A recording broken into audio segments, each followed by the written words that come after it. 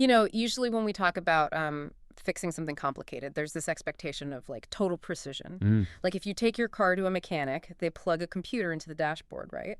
And a code pops up and they just say, oh, it's the O2 sensor. right, yeah. Very binary. Exactly. You swap the part, the check engine light goes off, and you just drive away. It's a closed system. It's either broken or it's not broken. And, I mean, it's incredibly comforting to think of our problems that way. Oh, absolutely. We're conditioned to look for the jagged white line on the X-ray Mm. because it gives us this illusion of total control over a system. But then you step into the world of our own internal architecture, right? How we actually live our lives, how our minds and bodies interact. And suddenly that diagnostic computer is just, it's completely useless. It really is. We're looking at a landscape that is undeniably murky. You wake up feeling exhausted or overwhelmed or just, I don't know, entirely disconnected from your own life. And there's no simple jagged line to point at. No, there isn't. You can't just like swap out a bad mood like an O2 sensor. Because unlike a car engine, or a bone fracture, you are dealing with a living, breathing, constantly adapting network. Right. So when you feel that generalized exhaustion or anxiety, it is rarely just a quote-unquote mind problem or just a body problem. The Yeah. entire network is experiencing a lag. Which brings us to our mission for today. So, welcome to this deep dive.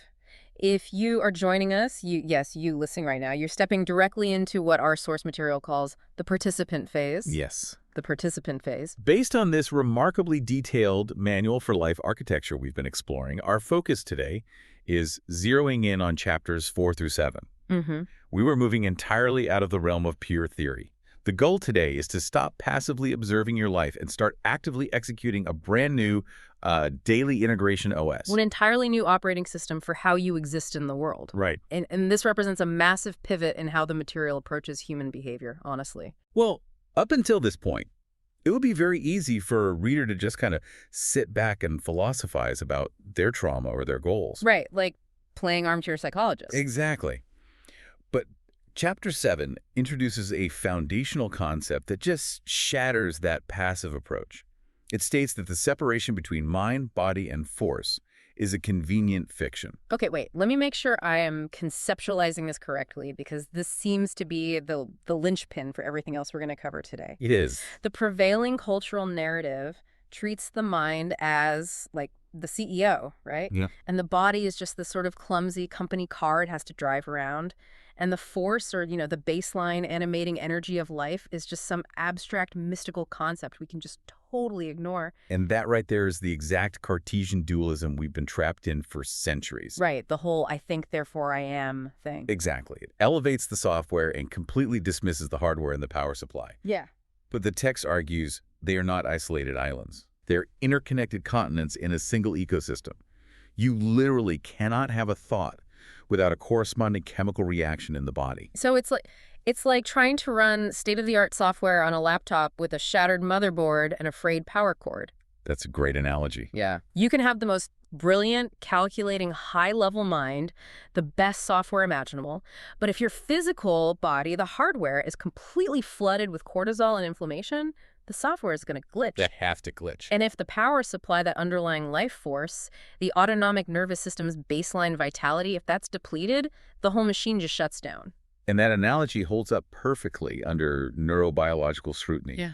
The brightest mental insight you have, like maybe a profound realization you reach in therapy, Yeah. or a brilliant strategic plan for your business, it means absolutely nothing if your nervous system is too dysregulated to allow your body to execute it. Right. Because, I think we've all had that moment of perfect clarity at like 2:00 a.m. where we say, tomorrow everything changes.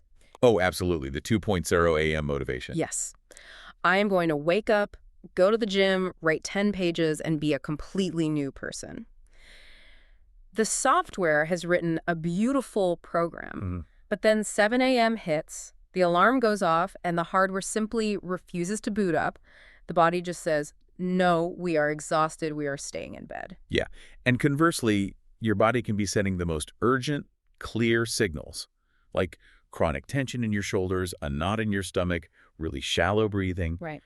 But that physical data goes entirely unprocessed because the mind stubbornly dismisses it as a mere inconvenience. It just overrides the hardware warning lights. Exactly. Yeah. So what we are exploring today are the specific mechanical protocols to force these three elements to communicate in real time. Okay, I want to get straight into the mechanics of this because the source material doesn't just offer sweeping platitudes, which I love. No, it's very practical. It provides hyper-specific micro-tools, and it starts with the absolute smallest levers you can pull to shift the entire system. And the first one is called the Ripple Journal. Now, I have to admit, my immediate reaction to seeing the word journal was a bit of an eye roll. That's fair. Because I've tried standard brain dump journaling, and frankly, I usually just end up writing myself into a deeper panic by cataloging everything that is wrong with my life. Right, and your reaction is incredibly common. And it actually highlights exactly why traditional journaling often fails as a regulatory tool. Really? Yeah. A standard brain dump is often just a space to vent. Neurologically speaking, if you sit down and just pour out your anxieties onto a page for 20 minutes, you are essentially firing and wiring those specific neural pathways of stress. Oh, wow. So you aren't processing the anxiety. No, you're practicing it. You are building a stronger highway for the panic to travel on. Precisely. The Ripple Journal is entirely different. It functions as a forensic diagnostic tool. Forensic. I like that. Right, because instead of chronicling your entire day or, every emotion you feel, you isolate a single specific thought and you track its ripple through your system. You are acting as a detective looking at the cognitive chain reaction.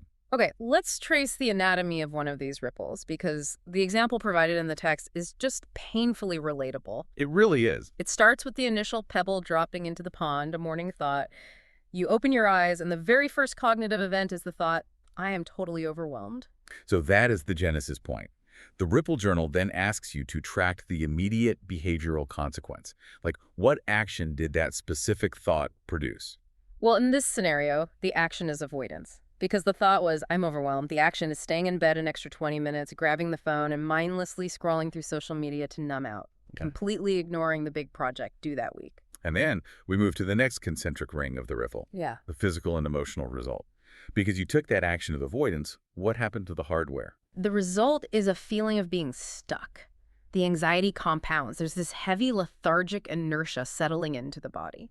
So we have this clear, unbroken chain. The thought, I'm overwhelmed, creates the action of avoidance, which creates the physical state of heavy anxiety. Exactly. And under normal circumstances, I would just call that a bad Tuesday. But the Ripple Journal forces you to look at the math of it. It makes the invisible visible.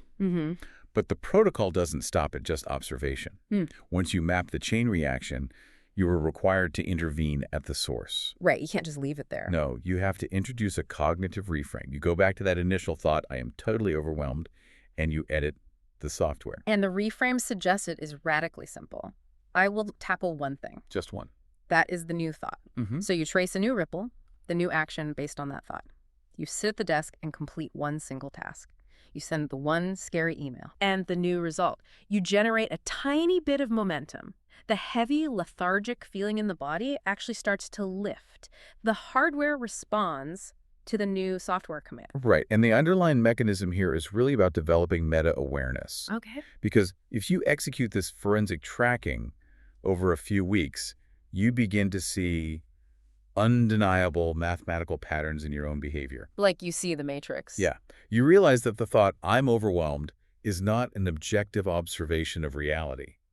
It is a trigger code that consistently launches an avoidance program in your nervous system. Wow. And once you see the code, you can intercept it before it executes. You catch the pebble before it creates a tsunami. Beautifully put, yes. But let's look at a scenario where you didn't catch the pebble. You didn't have time to sit down with a journal. You are in the middle of a high-stakes meeting. You get an email that completely derails your project, and you can feel your heart rate spiking. Right, a crisis moment. The ripple is already a crashing wave. Okay. This is where the source material introduces the pause protocol. The pause protocol is the ultimate emergency brake.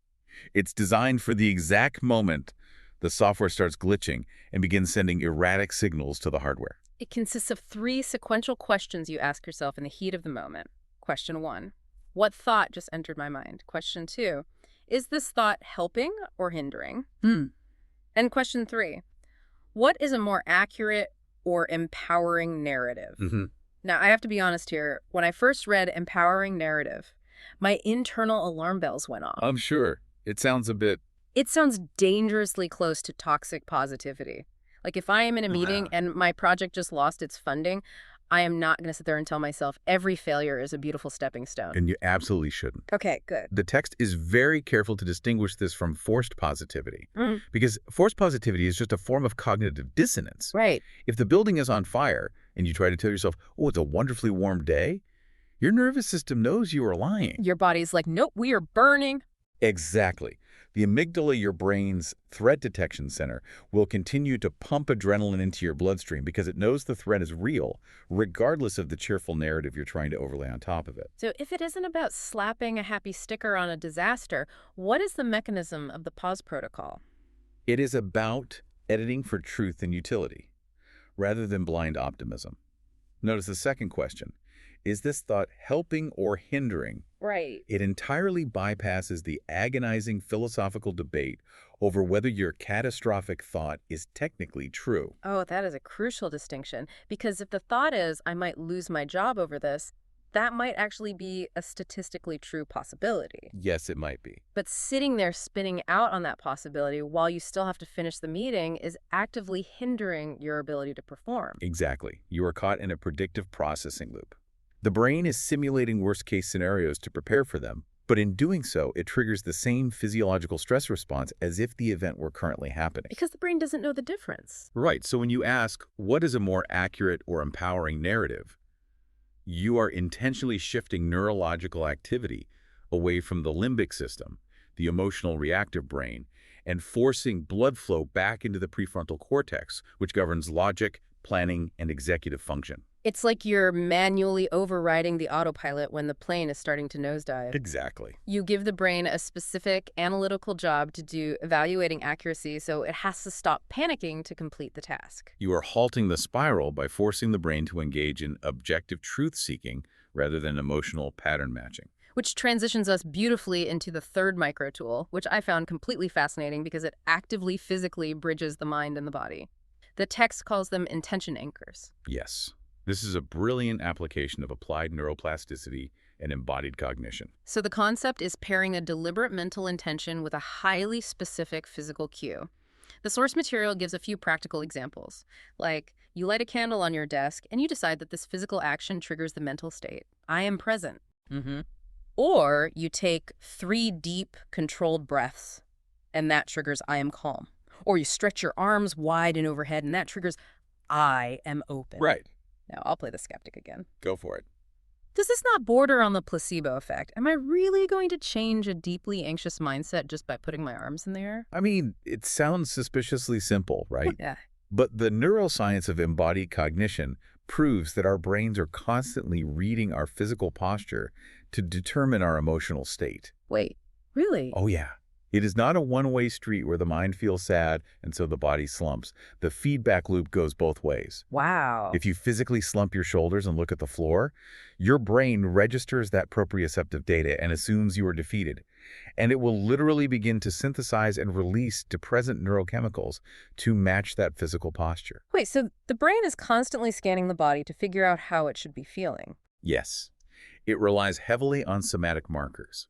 So when you intentionally pair a physical movement, like raising your arms overhead, with a cognitive state like openness, you are actively hacking that feedback loop. Okay, that makes so much sense. You're not just being symbolic. You are wiring a physical movement to a cognitive state. You're creating a remote control for your nervous system. If you do it consistently when you actually are feeling okay, your body learns the association. Exactly. Repetition is key. So later, when you are in a defensive, closed-off state, your mind might be too clouded to reason its way out of it. Right. But you can just stretch your arms up and your hardware sends a mechanical signal up to the software saying, oh, hey, the physical posture of openness has been activated. We must be open now. Yes. It proves the foundational premise we discussed at the beginning. Yeah. You can use the body to command the mind. Okay, so we have these daily maintenance tools, the Ripple Journal to track the software bugs, the pause protocol to hit the emergency brake, and intention anchors to wire the hardware to the software? The micro tool. Right. But let's be realistic here. There are moments where you miss the ripple, the brake line snaps, and the whole system goes into a full meltdown. Yes. the system crashes. What do we do when the micro tools are just not enough? That is when we move from daily maintenance to targeted crisis interventions. Yeah. And the manual categorizes these interventions beautifully based on which part of the system is failing fastest. So we have body first, mind first, and force first. Let's start with the body first intervention because the text explicitly states this is the fastest way to intervene. It is. The scenario is this. Your mind is racing, you are catastrophizing, your thoughts are looping at 1,000,000 miles an hour, and you feel that buzzing electric anxiety in your chest. We all know that feeling. Yeah, you absolutely cannot think your way out of it. So why is the body the first line of defense here? Because the body operates on a fundamentally faster circuit than the conscious mind. Okay. When you're in a state of high anxiety, your sympathetic nervous system has taken over. Your bloodstream is flooded with cortisol and adrenaline. Your amygdala has essentially detected a lion in the room, and it has cut the power to your prefrontal cortex because logic is simply too slow for survival. So when I am panicking about a deadline, my logic center is literally offline. Literally offline. Well, that explains why telling myself, it's just a deadline, it doesn't matter, never works. I am trying to talk to a part of my brain that has no power. Exactly. Trying to use logic on a racing, flooded mind is like trying to put out a fire with gasoline. Yeah. You cannot reason with adrenaline. You have to metabolize it. You have to change the physical state of the hardware to force a system reboot. And the manual gives very specific physical protocols for this. The first is a 60-second shakeout. You literally stand up and shake your limbs like a dog shaking off water or splashing freezing cold water on your face. I actually know the science behind the cold water one. It activates the mammalian dive reflex, right? Yes, exactly. It shocks the vagus nerve and mechanically forces your heart rate to drop. Precisely. You are sending a massive, undeniable sensory input through the body that interrupts the neurological loop of anxiety. So it's basically a physical override. Yeah. When you do a 60-second shakeout, you're burning off the excess adrenaline that the fight-or-flight response generated. You're telling the ancient part of your brain, look, we are physically moving in a new way. The environment has changed. The threat has passed. Okay, but let's flip the scenario entirely. Sure. The 60-second shakeout makes total sense if I'm buzzing with anxious energy. But what about the opposite state? What about when I am glued to the couch, I've been doom scrolling for 2 hours, and my limbs feel like lead weights? Right. I'm not buzzing. I am paralyzed. I can't do a shakeout because the inertia is just too heavy. So what you're describing there is a dorsal vagal shutdown. It's a freeze response. Yeah, freeze response. Okay. The system is so overwhelmed, it is essentially played dead. Yeah. In this state, the body is too lethargic to initiate a body-first intervention. So what do we do? This is where you deploy the mind-first intervention, which the text calls the most precise tool. You have to use surgical cognitive precision to cut through the physical fog. The specific technique outlined for this is fascinating to me. It involves identifying and naming the pattern out loud. For example, sitting there and saying verbally, aha, I am currently experiencing the rumination meme, or this is the overwhelm pattern. Right. Now, again, playing the skeptic, if I am physically exhausted, staring at the ceiling, feeling totally apathetic, how does simply naming the problem out loud actually help? It seems counterintuitive. It feels a bit like standing in a burning room and saying, I am currently on fire. It doesn't put out the fire. It's a highly logical objection, but we have to look at the neuroanatomy of what happens when you speak a label out loud. Okay. When you are trapped in that frozen rumination state, your brain is likely caught in the default mode network, driven by the older, more primal structures of the limbic system. When you force yourself to engage your language centers and your higher-order observation skills to articulate a precise label, you are physically forcing blood flow out of the limbic system and back into the prefrontal cortex. Oh, so it isn't just about the meaning of the words. It is about forcing a different part of the machinery to turn on. Exactly. The act of specificity, applying a linguistic label to an abstract physical feeling, acts as a neurological circuit breaker. Wow. It shifts your position from being the victim of the feeling to being the observer of the feeling. That tiny cognitive spark of objectivity is often just enough to break the physical paralysis so you can finally stand up and move. You use the mind as a scalpel to cut the net the body is trapped in. That's exactly it. So we have body first to burn off the anxious buzzing, and mind first to cut through the paralyzing fog. But this leads to the ultimate crisis scenario. What do you do when both the mind and the body are utterly overwhelmed? Right. When your thoughts are spiraling into catastrophe, Andy, your body is shaking with panic, and you can't access logic or control your movement. That is total system failure. And that brings us to the force-first intervention. The text describes this as the most subtle, but arguably the most profound intervention. We need to be very clear about terms here, because when the text talks about the force, it isn't talking about telekinesis or mystical auras. No, definitely not Jedi stuff. Right. It is talking about tapping into the deeper biological reality, the unseen animating energy, the autonomic intelligence that is always flowing through the system without your conscious effort. It is the baseline intelligence of the living organism. It's the realization that your body knows how to keep you alive without your conscious mind micromanaging it. The specific techniques for this are incredibly grounding. The first is the pulse point meditation. It takes 5 minutes. You just find your pulse on your wrist, your neck, or by placing your hand over your heart. And the instruction is the key. Don't try to change it. Right. Just observe. Don't try to slow it down. Just witness it. You are meant to realize in that moment that you aren't doing the beating. Your conscious mind isn't sitting there saying beat, beat, beat. You are being held and sustained by a larger automatic system. And the psychological shift there is massive. Yeah. When you're in a total crisis, your ego, the doer, is in overdrive, convinced that if it doesn't control everything, fix everything, and figure everything out right this second, you will literally die. Yeah. The pulse point meditation shifts you entirely out of the panicked state of the doer and moves you into the calm, secure state of the witness. It's like realizing you are a passenger on a very sturdy autonomous train rather than feeling like you have to run along the tracks carrying the train cars yourself. That's a perfect way to look at it. The second technique is the breath observation. 3 minutes. Again, pure observation. You don't do deep belly breathing. You don't try to force a box breathing rhythm. You just watch it. Is it shallow? Is it choppy? The text says the breath is breathing you. And the third technique is the sensation inventory, taking 7 minutes to simply scan the body for the presence of this vitality. Like, where is the heat? Where is there tingling? Exactly. And again, there's absolutely no agenda to fix the anxiety or calm the heat. You're just noticing the life force flowing through the hardware. It's just being present with it. Yes, it is a profound act of radical acceptance that instantly lowers the neurological threat level. I honestly feel my own shoulders dropping just talking through the mechanics of it. It's powerful stuff. But the text makes a critical pivot here. It doesn't stop at the boundaries of our own skin. It expands the operating system outward into environmental integration. Right. Because as much as we like to think we are independent operators, we don't exist in a vacuum. No, we exist in a context. And your environment is constantly interacting with your hardware and your software. It can either constantly trigger your fragmentation or support your integration. The first practical step here is the sensory audit. You systematically check the data inputs your system is receiving. Sight. Is your workspace incredibly cluttered, triggering a low-level visual anxiety response every time you look up? Oh, that's a huge one for Goes down. Like, are you trying to do deep work in chaotic noise? Or conversely, is the total silence making you understimulated? Smell. Can you introduce lavender to downregulate the system or citrus to upregulate it? You are literally auditing the environment. And then there's the location shift. Oh, yeah. We severely underestimate how deeply our spatial geography affects our cognitive processing.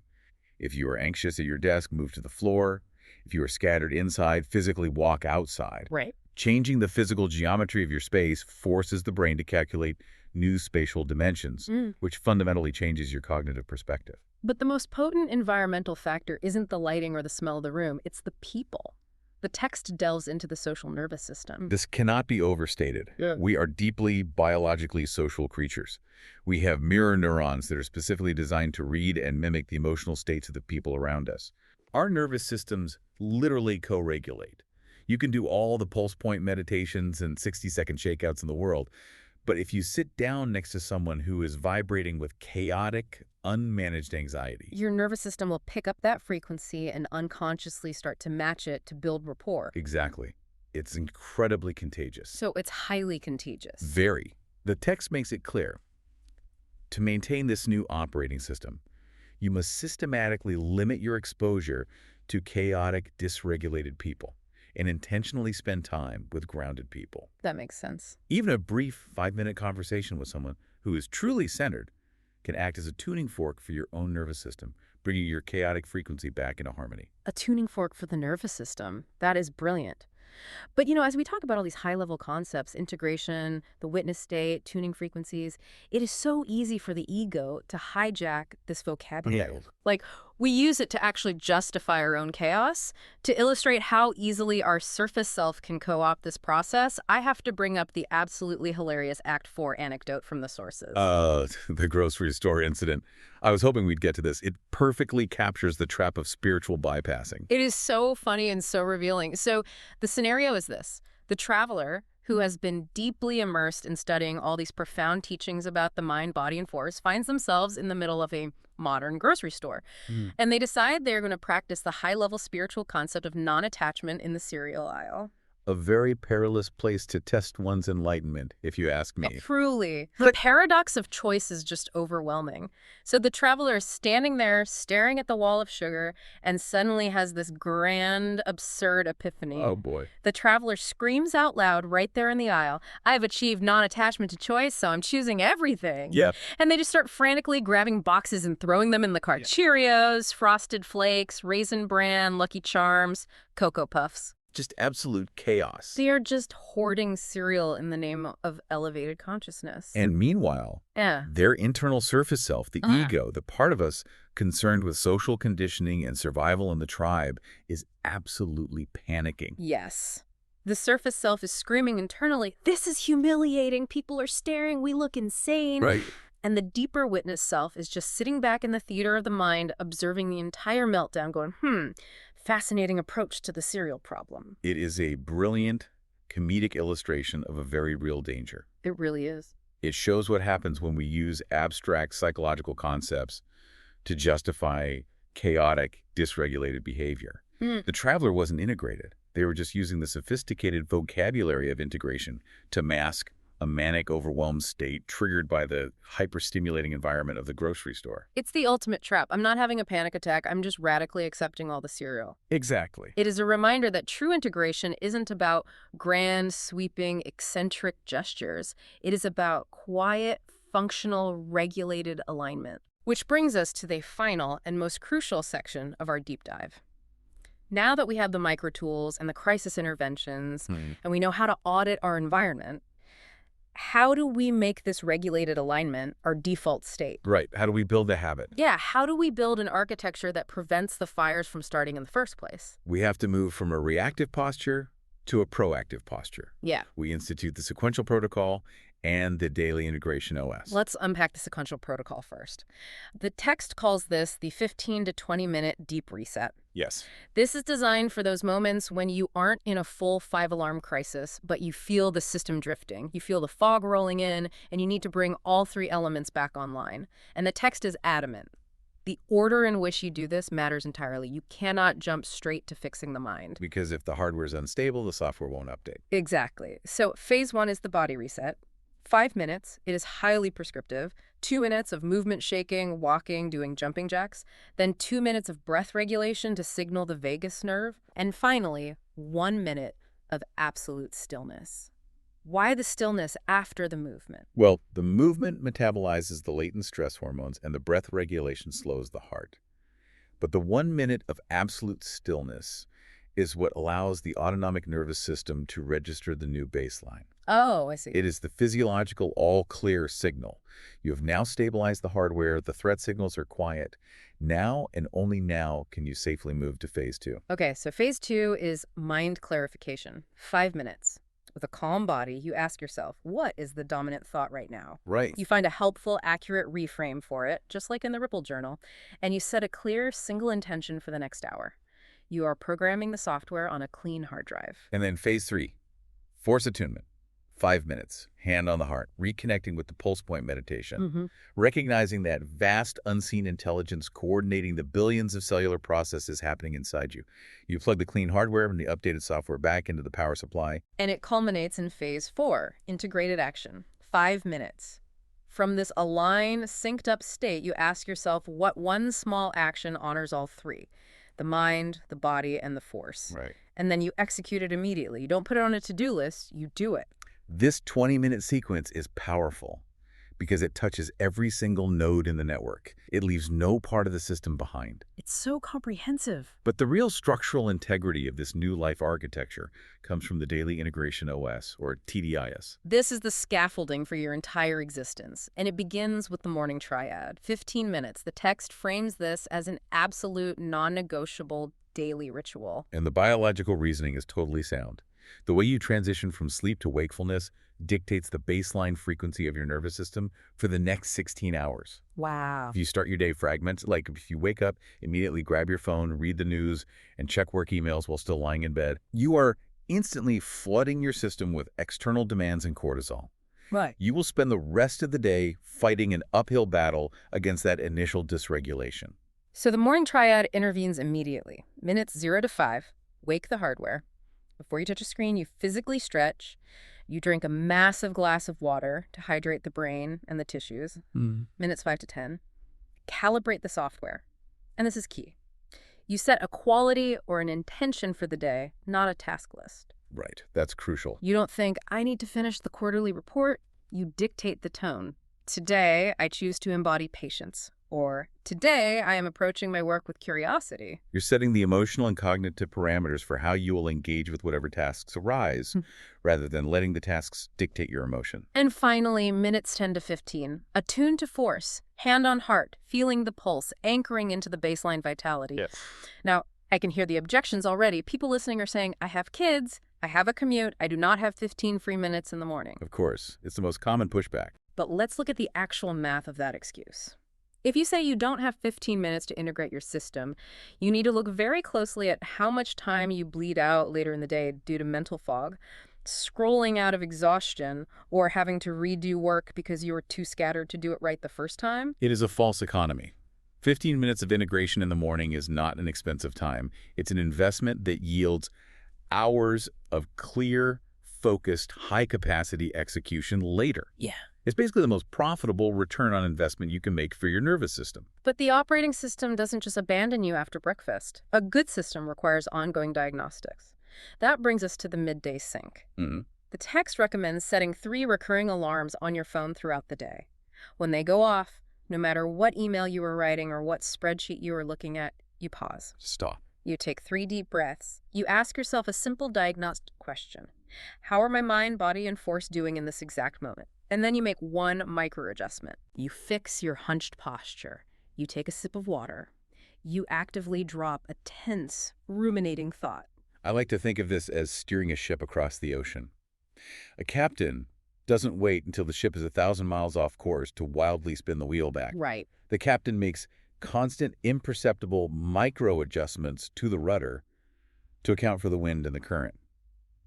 That is what the midday sync does for your nervous system. It prevents the massive drift. And it all closes out with the evening review. A brief 5-minute journal reflection before bed.